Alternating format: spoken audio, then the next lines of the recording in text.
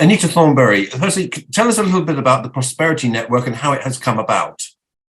The Prosperity Network is essentially a means of bringing businesses together across the 5 districts of Harlow, Uttlesford, Epping Forest, East Hart and Broxbourne, which is a functional economic area, to help them to do business with each other and meet each other, to promote opportunities amongst each other, plus major projects that are in the area and the opportunities that arise from those.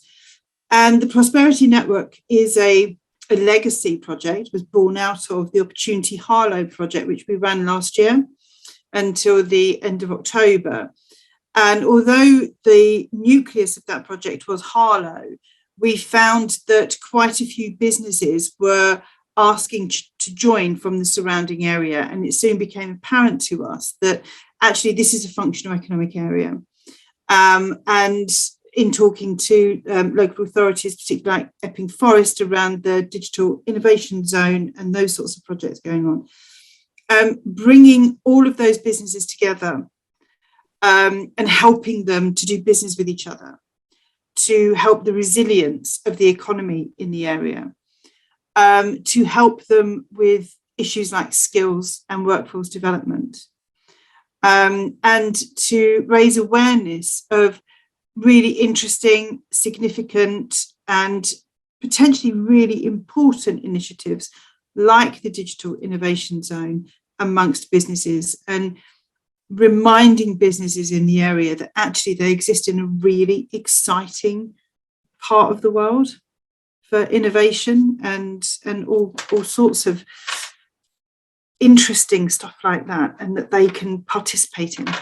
So when you had the opportunity Harlow, for example, did you find there's a lot of time business saying, I didn't know this and I didn't know that? Huge couldn't possibly stop it. So a huge learning curve, that, including ourselves, that couldn't simply stop at the end of 2022. Well, that was it. I mean, I remember the first time I stood up in front of the businesses, I think it was February or March last year. And at the time, Opportunity Harlow was only running until June with the government funding. And I remember standing up and thinking, do you know what? This is the potential for something really interesting, really exciting, and really beneficial for businesses. And we're going to cut it off in June. And I felt really, it felt really wrong. Instinctively, it felt really, really wrong. Luckily, we were able, with government funding, Harlow secured from government the permission to continue until the end of October, which we were all tremendously grateful for. And the feedback we were getting from businesses was, we don't want this to end, because businesses were doing business with each other for the very first time in the local area. And one business said to me just the other week that they were doing business with 3 or 4 companies in the area for the very first time. They didn't know that each other was there. And are there typical businesses are having that conversation, or does it cross in all your economic area, or this economic area, or the areas you've mentioned? Is there a different pattern, or what can you tell me? I think when you're looking at an area that is a functional economic area, within sectors, you can see businesses doing business with each other. So they're more aware of the businesses in the local area within their sector. But no business just works inside their sector. So it's potentially a lack of awareness about professional services in the local area. Of some suppliers in part of that supply chain actually being in the local area and not having to go into London or other parts of Hertfordshire or Essex or even Cambridgeshire. Actually, a lot of it exists here already. And raising that awareness, and businesses go, oh God, I didn't know that was there. I didn't know that capacity was there. Has been particularly around Harlow, obviously, because of our experience with Opportunity Harlow, but certainly in the surrounding area, it's really strange, we tend not to necessarily look locally because we have perceptions and assumptions about the business base locally that aren't necessarily borne out. And that's not criticism, that's just everybody's behaviour. Everyone behaves in that way. I do, everyone does. So what is it you're doing? We're now in the first day of February. What is your day-to-day job or week-to-week job? So with the Prosperity Network, there are a number of things that are and will be happening. So we will have monthly networking events. The first one is towards the end of February. And we are going to be talking about how do you network and what are the benefits of networking. I mean, if you're someone like me, who actually, I prefer, if I'm forced to go to a networking event, and it is forced to go to a networking event, I would rather stand in the corner and watch people. I feel myself really clamming up when I have to go up and walk up to even worse strangers. So I'm standing in the corner, scanning the room, looking for somebody I know, and that's not networking. That's just catching up with friends. So it's how do you network? Because we have some, within the team, we have some amazing networkers. And also we have some businesses who've agreed to be ambassadors for the Prosperity Network. And so having them talking about the importance of networking as well.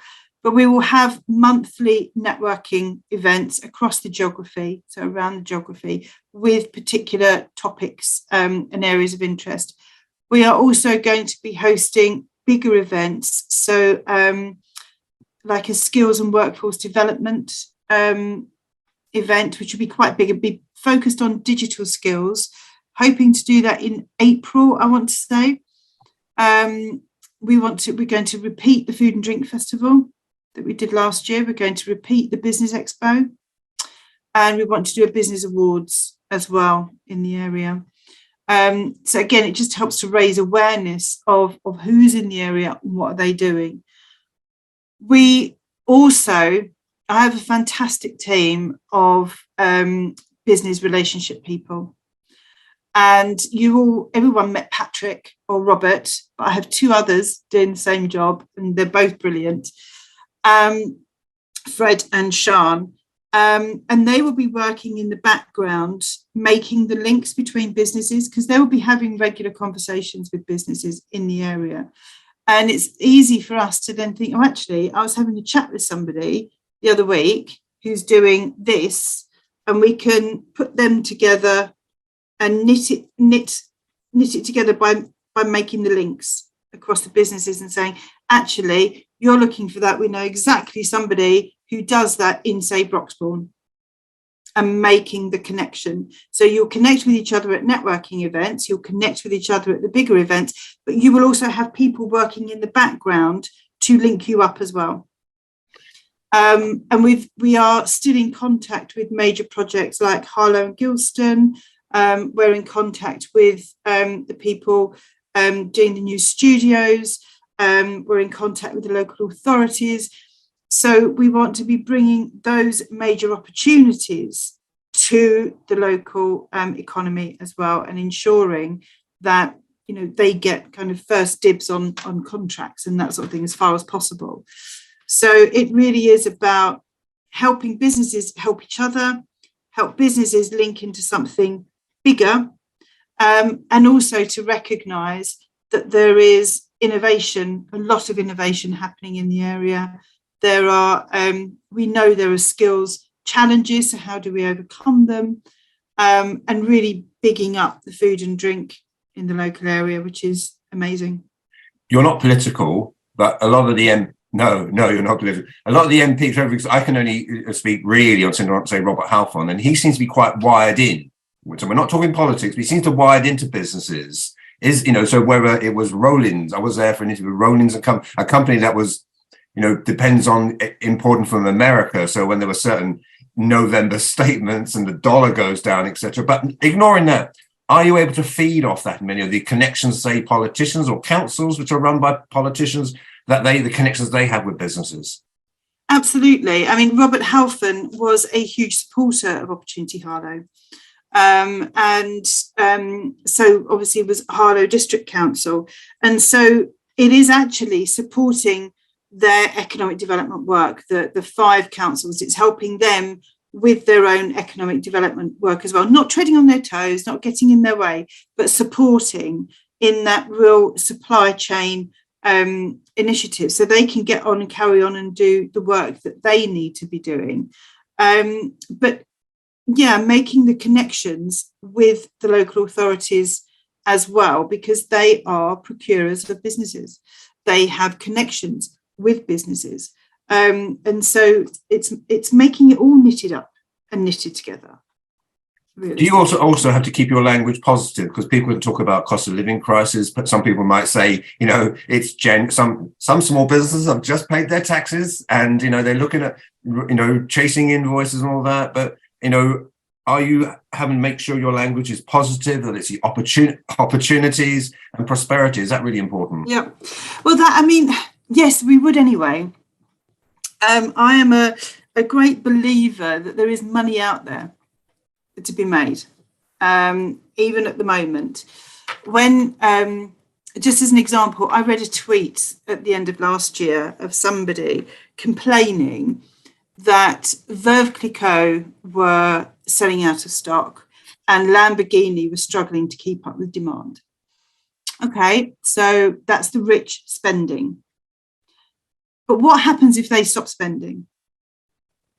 There's no money in the system. And it's that money in the system that because Lamborghini has a supply chain, Veuve Clicquot has a supply chain. The people they sell to have a supply chain. There is money in the economy. It's just working together to access it. And so, yes, you know, we appreciate it's tight. You know, we have bills as well. You know, as a business and as individuals and human beings, we all have felt the impact of the energy increases in particular and the pricing of food increasing and that sort of thing. We all have felt that. But if we all sat back and said, well, I can't afford to do that, we wouldn't get anywhere. And so I'm a great believer of not climbing into the pit of despair, being realistic about the situation, but actually thinking there is always an opportunity to make money in every scenario. Some of the most successful businesses ever created were created in recessions. So is that finally, so that's your message about all the areas that you've mentioned, not just Harlow, but you said East Herts and Broxbourne, etc. What's your message to any business who sees your interview here or on social media? What's your message? The message is we are here to help you prosper and thrive and to help the local economy prosper and thrive. No, it isn't free, but then it can't be free. But if you want those opportunities, if you want to work with like-minded people, then come and join the Prosperity Network and we will be working with you and for you to thrive and grow.